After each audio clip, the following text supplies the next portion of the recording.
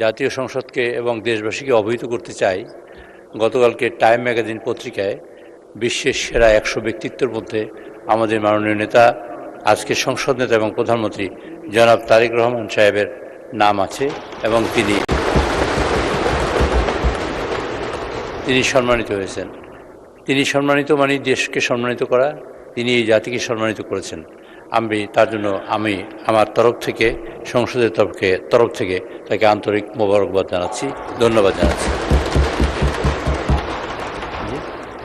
না, মাননীয় স্পিকার, আমি মাননীয় সংসদ নেতা, তিনি যেসব কাজ করেছেন, একসময় উনি ছিলেন নির্বাসিত, 17 বছর দেশের বাইরে ছিলেন। 17 বছর পরে দেশে এসে আসলেন। আসার পরে মানুষের মধ্যে এরকম আশা জাগিয়েছেন, যে আশায় অনুপ্রাণিত হয়ে সারা দেশের মানুষ আজকে অনুপ্রাণিত হয়ে তাকে বিপুল ভোটে বিজয়ী করে এই সংসদে পাঠিয়েছে। তার কাছে মানুষের অনেক প্রত্যাশা।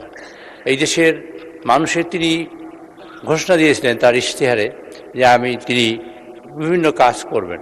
মাননীয় স্পিকার, আঙুলের কালি শুকোবার আগেই তিনি তার কাজ বাস্তবায়ন শুরু করেছেন, এবং তার মধ্যে ফ্যামিলি কার্ড অন্যতম, যার মহিলারা পাবেন এদেশের, এবং তারা পেয়ে অর্থনৈতিকভাবে স্বাবলম্বী হবেন এবং দেশ সঠিকভাবে পরিচালিত হবে।